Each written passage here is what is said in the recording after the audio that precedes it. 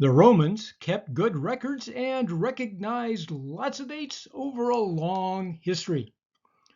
The Roman calendar initially had 10 months, with the year starting in March. Then January and February were added.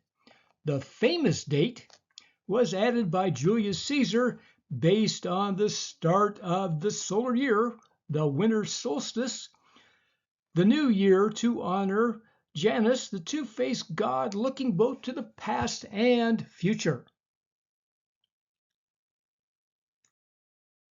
We can actually go back sooner. The earliest recorded celebration happened 4,000 years ago in Babylon's Akitu festival in mid-March to celebrate the spring renewal. This was an 11-day festival to honor the sky god Marduk and a great time to crown Babylonian kings. With lots of countries, multiple invasions, and plenty of mad kings, there were different dates with unique histories. December 25th was used in Anglo-Saxon Britain.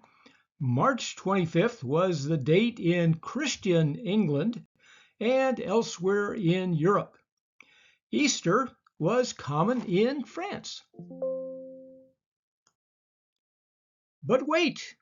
The Pope had religious control and set various days as the start of the new year, including Christmas and Annunciation. Pope Gregory XIII in 1582 declared December 31st the celebration of Saint Sylvester.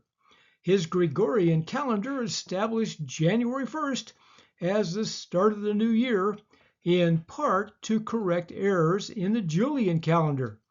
Pope Francis declared 2025 a Catholic Jubilee year of hope. The focus was on renewal, mercy, and pilgrimage. Protestant nations changed the date to January 1st over time. That did not happen in England until 1752, given the strange Anglican result of Henry VIII blaming sundry wives for not producing a boy baby.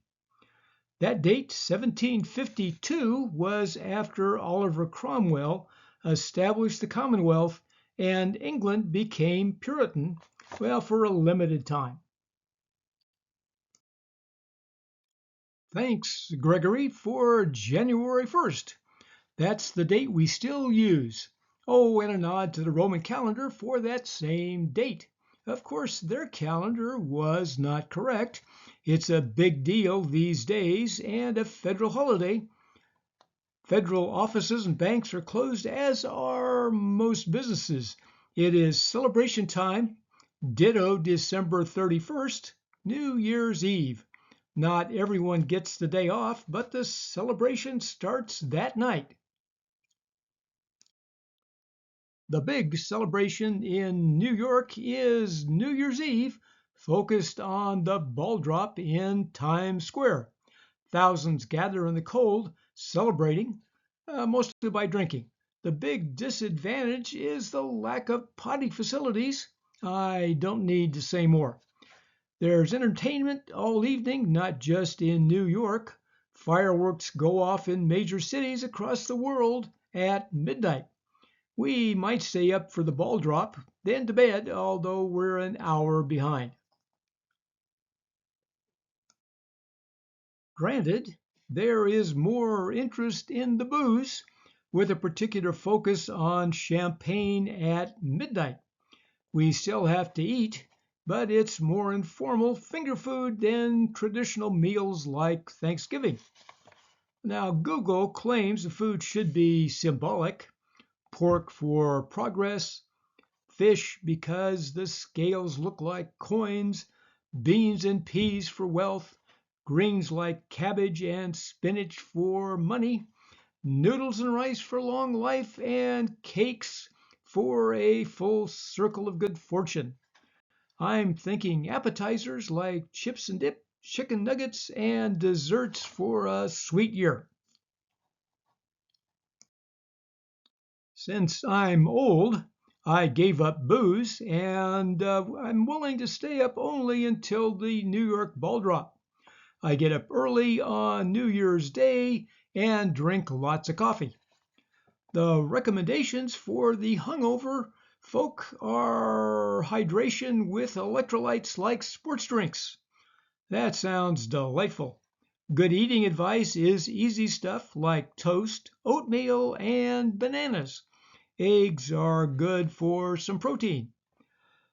Additional advice is to reduce the coffee intake because the caffeine is dehydrating. No. Various cultures have different dates for the new year. There's the Chinese New Year, Jewish New Year, and the Islamic New Year.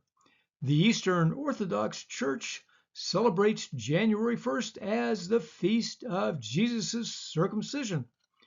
Countries using the Julian calendar may use January 14th. The Chinese New Year is based on the lunar calendar and happens in the spring. Different dates occur in Korea, Vietnam, Tibet, Taiwan, and others. We got sidetracked for the holidays. Now it's back to American history in the 1970s. Not the best decade ever, but it's still next time on Food History and Mystery.